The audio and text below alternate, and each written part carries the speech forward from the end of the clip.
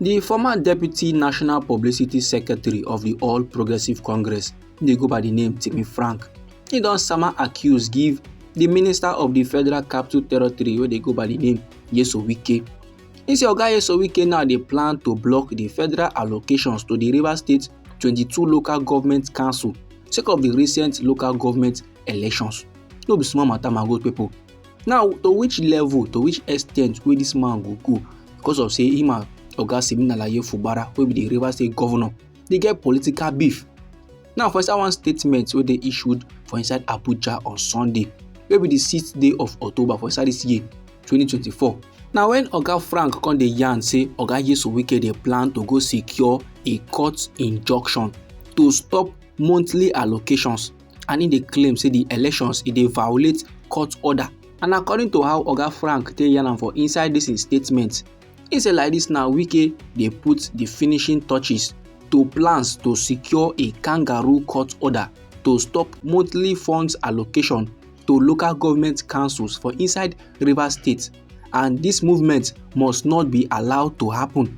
Then Oga Frank come dey urge Oga Wike say make him find other ways to resolve im issues with the Rivers State governor wey be Fubara.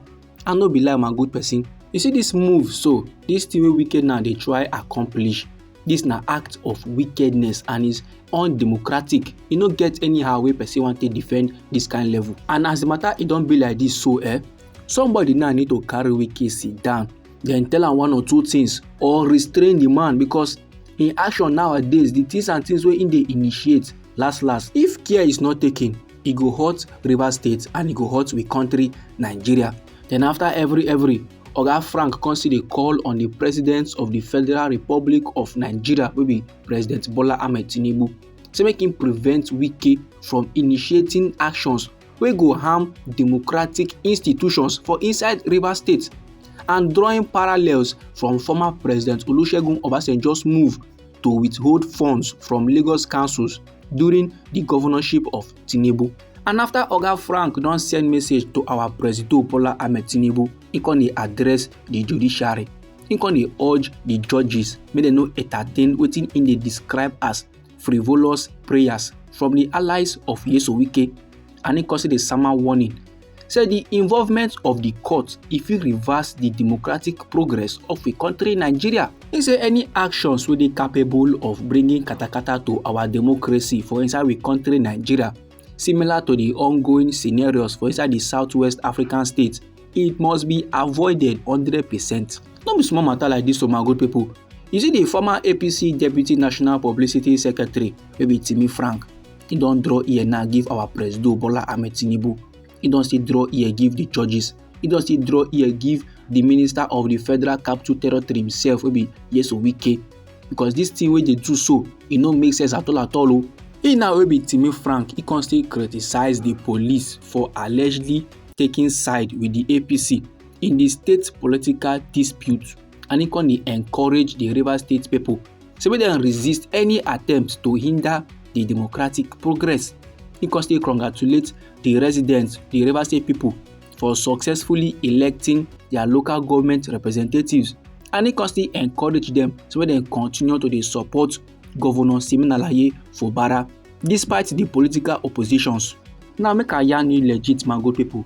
You see this man wey be Governor Fubara, before him just keep quiet, dey observe things dey go. You understand? You say him na gentle person, they come dey misunderstand that in gentleness for stupidity. You understand? He come back as if he no know wetin he dey do. But this man now, as him para dey shout enough is enough, he no dey make move. And this move wey him dey make, now dey fuel the political beef wey him get with Oga Wike. And this their beef now is becoming something else.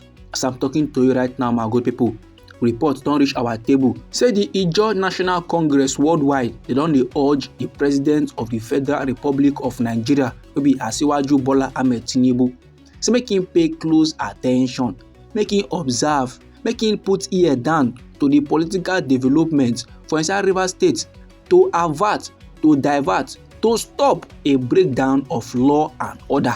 The president of the INC, wey be the H0T National Congress, in dey go by the name Professor Benjamin Okaba, na im dey yarn this one for inside one statement wey im drop on Monday for inside Abuja. Now make I yarn you another legit Mago people. You see this beef now with Siminalaye Fubara gets with Oga Wike that's been going on since last year, it will be 2023. And if care is not taken, it will enter the year 2025. Many big politicians don't summer warning give Oga Wike, especially say make him calm down, Kwanu. Make him allow Siminalaye Fubara perform as a governor. This man, no agree. Even the former president of the country, Goodluck Ebele Jonathan, he don't talk on top the matter.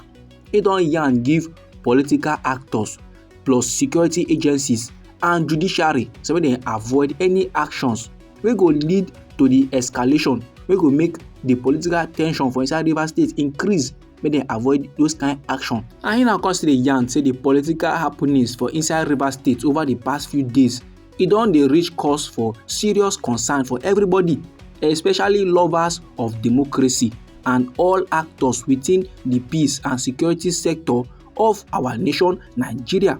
And he can urge all parties, that is Oga Siminalaye Fubara and Oga Wike, make them prioritize peace and the stability of democracy. The quarter no make sense. Now countrymen dey wonder why e be say the president of the Federal Republic of Nigeria never tell Oga Wike and the governor of Rivers State talk wey be say go make them calm down. Why e be say the man never step up and end this beef wey dey happen between these two men dem?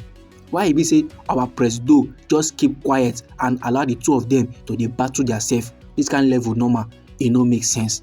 Now the INC, wey be the H0T National Congress, don write statement about this matter, and according to how they take yarn for inside the statement, they say Rivers State is of very special interest to the INC and lots of H0T people are indigenes of the state. The INC, wey be H0T National Congress, they believe say the issues wey they deal with for inside Rivers State, it is far beyond political godfatherism, but the issues are that of desperation for state capture by all means and at all costs. And the extent of which some of these men now they go with their self-seeking adventurous activity, it is very much worrisome because they go about the matter as if they don't even care if democracy is being tampered with for inside the country Nigeria.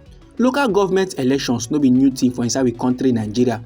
The thing now get constitutional requirements where they fall within the legislative purview of the states. And 3 states for inside the country Nigeria will be Akwa Ibom, Benue and Jigawa states. They conduct local government elections at the same time where Rivers State do its own. And quarter no dey for the 3 states o. E no be like Rivers State own wey be say the matter e don escalate so tey police don dey involved.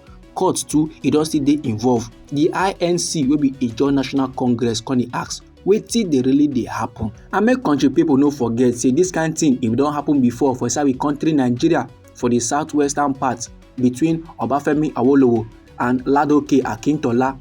And if country people no learn from that past mistake, no learn from that past error, history go brutally repeat itself for inside the country Nigeria. Then after every the president of the INC constantly congratulates the newly elected chairman and council members. So this my good people, now the information I want share give the general public.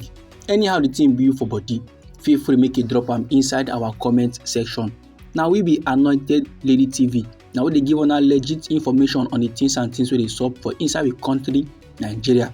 So if you like this update and you go like to receive more, try make you subscribe to this channel and try make you put on the notification bell so that as we dey carry the news dey come, now you go first receive the updates and you go get them sharp. I dey bring another legit information for you my good people. Abeg, no go anywhere.